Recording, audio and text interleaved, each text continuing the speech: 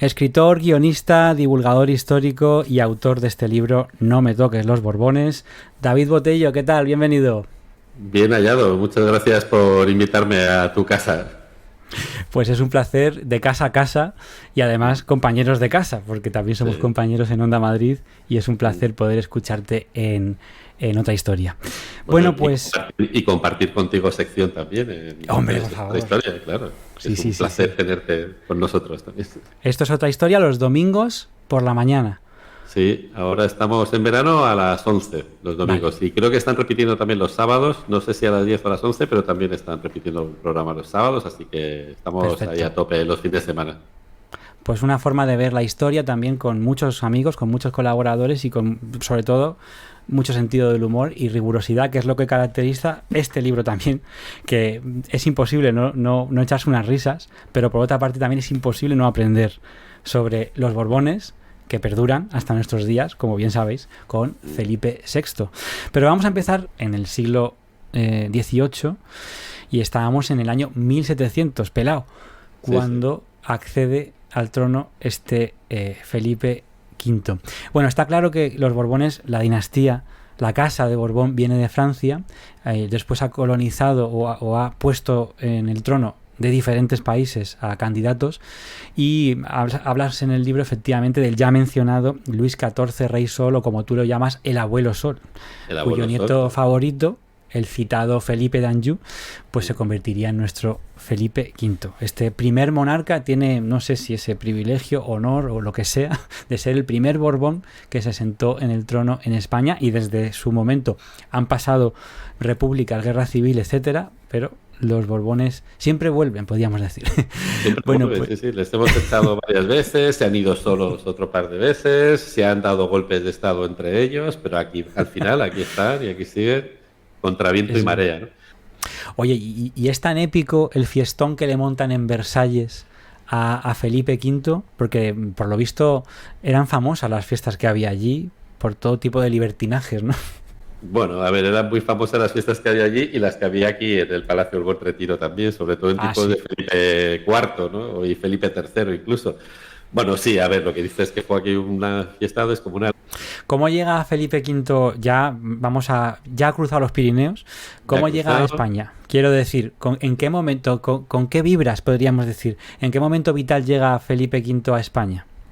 Pues llegan en dos momentos diferentes, digamos. Uno es su momento personal. Hay una fuente que dice que en el momento en que puso un pie en la calle rumbo a España, Felipe cayó en una profunda melancolía. La melancolía era una enfermedad mental que entonces no estaba muy bien diagnosticada, pero que, bueno, puede coincidir o podría coincidir con una depresión. Es decir, que venir a sentarse en el trono de España lo deprime. Esto desde el punto de vista personal. Desde el punto de vista social o sociológico, cuando él cruza los Pirineos, la gente se vuelca con él, porque a ver, Carlos II, pues a ver, Claro. posiblemente haya sido mejor rey de lo que nos han hecho creer, porque la historia de Carlos II la han escrito los Borbones, como es lógico, no van a decir que fue un gran rey si ellos venían detrás, ¿no? Pero lo cierto es que era un engendro genético, que el tío era muy difícil de ver, que estaba contrahecho, que le costó muchísimos años andar, que si todos tenemos, que hice la cuenta una vez, a ver si me acuerdo de memoria, pero más o menos todos tenemos 64 tatarabuelos, ¿no? Y él tenía 16.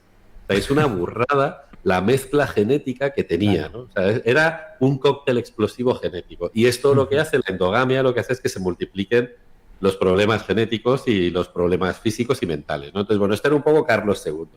Con lo cual era un rey enfermizo, débil, al que llamaban el hechizado, y de repente viene Felipe d'Anjou, Felipe V, que es un tío joven, guapo, rubito, con cara de ángel, y claro, la gente se vuelca con él, lo recibe, bueno, como si hubiese venido el salvador de la patria. La pena es que esto, pues luego no era tan así, no era pura fachada. Posiblemente la fachada de Carlos II era peor que lo que tenía dentro, y sin embargo la fachada de Felipe V era infinitamente mejor que lo que Claro. llevaba dentro. Podríamos decir entonces que él gustaba al pueblo, pero a él no le gustaba demasiado ni España ni Madrid. A él no le gustaba nada, ni España ni Madrid. Dicen que durante el principio de su reinado, pues pasaba las tardes llorando, encerrado en el Palacio del Buen Retiro, que era un poco donde le gustaba vivir, porque el Alcázar de los Austrias no lo soportaba. y escribiendo cartas a su abuelo pidiéndole que le sacase de España porque no soportaba ni España ni los españoles. O sea que sí que empezó mal, empezó con mal Menos mal pie. que no dijo como Victoria Beckham, que olemos a ajo o no sé qué. Bueno, lo dijo a su manera también, ¿no? Que no soportaba a los españoles, ¿no? Bueno, luego hablaremos de cómo olía él también. También. Por cierto. En determinados momentos de su vida también. Eso es, depende del momento, sí. Bueno, has mencionado muy acertadamente los Jardines del Buen Retiro, que fueron su lugar favorito dentro de que no le gustaba a ninguno, hasta que se construye su querida granja de San Ildefonso, que después también hablaremos. Y has hablado de otro elemento que yo te tengo que preguntar, porque estamos en Madrid Misterioso, y sobre él, sobre esa estructura, hay muchas leyendas. Me refiero, por supuesto, al Alcázar. Hablemos del incidente del Alcázar, Nochebuena de 1734. ¿Qué es lo que ocurre allí? Porque se ha llegado a decir que hasta el propio rey lo mandó quemar. Bueno, a ver, el propio rey en esa época no tenía ninguna posibilidad de mandar absolutamente nada. Estamos hablando ya de su segundo reinado. Él dimite, él abdica sobre su hijo Luis I. El reinado de Luis I dura 229 días y a la vuelta Felipe no quiere volver a reinar. Lo que pasa es que las circunstancias le obligan y sobre todo le obliga a Isabel de Farnesio, que es la que está tomando todas las decisiones de gobierno. O sea, la que está manejando los hilos de la política española es Isabel de Farnesio. Entonces, bueno, desde esta premisa lo más probable es que si alguien ordenó quemar el palacio, desde luego no fue Felipe V, fue Isabel de Farnesio. Y tiene mucho sentido porque Isabel de Farnesio quería demostrar la grandeza del imperio que ella regía y bueno, pues puede ser. Lo que pasa es que también hay varias teorías. Una dice que se originó en los aposentos de Jean Ranc, o Ranc, ¿no? Que era uno de los pintores de cámara que vino con Felipe desde Versalles, que esa noche pues estaba fumando, se le cayó el cigarro, se quemó, ya no supo cómo reaccionar, el pobre se estaba quedando ciego, que es uno de los grandes dramas para cualquier pintor, y ya no pudo reaccionar bien, ¿no? Ahora, que eso también ha dado pábulo a estas teorías conspiranoicas, ¿no? Diciendo que precisamente el eslabón más débil de esa corte que había llegado de Versalles era él, que era un pintor que se estaba quedando ciego, y entonces para congraciarse con el rey y sobre todo con la reina, pues que pudo haber sido él el origen de este incendio de forma intencionada, ¿no? Bueno, esto yo creo que nunca lo sabremos. Lo que sí que sabemos es que fue una gran desgracia, no solo por el Alcázar en sí, sino por todo el patrimonio artístico que tenía, ¿no? Se perdieron obras iba a decir de Picasso, ¿en qué estaría yo pensando, ¿no? Bueno, fíjate, imagínate. Se perdieron obras de Velázquez, se perdieron obras de Rubens, de los grandes artistas de ese siglo de oro español y de esos grandes pintores que habían venido a la corte de Madrid para pintar a los austrias. Bueno, pues esto es muy interesante, porque a nivel histórico no encaja la leyenda negra de ese Felipe V que ve esto tan vetusto, tan viejo y todo esto, que dice, y tan de los otros, de los Austrias, que dice, claro, bueno, esto fuera y me construyo yo aquí mi gran palacio, que por cierto se convirtió en el palacio real más grande de Europa Occidental, o sea, sí, casi nada. Menudo mamotreto. Claro, a Felipe no le pega, pero a Isabel de Farnesio le pega todo. O sea, claro, podría haber sido perfectamente ella. Ella encabezaba todos los escritos que hacía, tanto los decretos como sus cartas personales, con el rey y yo. Y con esta fórmula, pues hizo y deshizo lo que le dio la gana. Porque ya firmaba ella también con el rey y yo. Es maravilloso. Isabel de Farnesio, que sería la encargada de rematar todo el corpus legendario de este palacio cuando ya se termina el Palacio Real con la leyenda de las estatuas, que luego si quieres hablamos, que ya tiene que ver con Carlos III, con Carleto. Bueno, el que termina el palacio y el primero que lo avisa. Eso es. Antes de terminar con Felipe V, quiero que nos digas qué le pasaba. Es decir, tenía siempre la mosca detrás de la oreja. Se hablaba de maldiciones, de delirios. No sé si podríamos llegar a hablar incluso de locura. Periodos intensos en los que no se levantaba de la cama y no se cambiaba de ropa. Junto con otros que estaba mucho más jovial y mucho más alegre. Yo no sé, quiero que nos pongas algunos ejemplos para que el público no piense que yo estoy exagerando. No, todo lo que digamos es poco respecto a lo que pasó, ¿no? Nos han llegado un montón de cartas, alguna memoria de alguno de los personajes de la época, que son los que hablan de esto, ¿no? Y a partir de estos documentos ha habido gente muy inteligente, mucho más que yo, que ha hecho investigaciones rigurosas sobre las enfermedades mentales que podía padecer.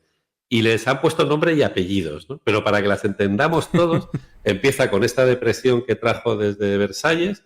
Luego, durante la Guerra de Sucesión, se le dispara un trastorno bipolar y ahí es cuando le empiezan a pasar cosas muy raras. Por ejemplo, un buen día se despierta diciendo que le han robado las extremidades. Y para recuperar la sensibilidad, pues se clava cosas, se muerde, se araña. Que esto ha dado pie a que mucha gente diga que se autolesionaba, que sería otro tipo de enfermedad. En este caso, no, es que él no percibía sus extremidades, ¿no? Que es una enfermedad mental que tiene nombre y apellidos, que yo no soy capaz de recordar. Y eso hacía que también a veces pensase que perdía la cabeza. Y le llegó a pasar en 2 ocasiones. La primera ocasión él decía que sentía que la cabeza la tenía vacía y que se le iba a caer, y llega incluso a visualizar que se le cae la cabeza. Y la segunda ocasión, un poco más adelante, él viene de su paseo a caballo diciendo que el sol lo ha atacado y que le ha cortado la cabeza. O sea, que llegaba a caballo, montando a caballo, diciendo no tengo cabeza.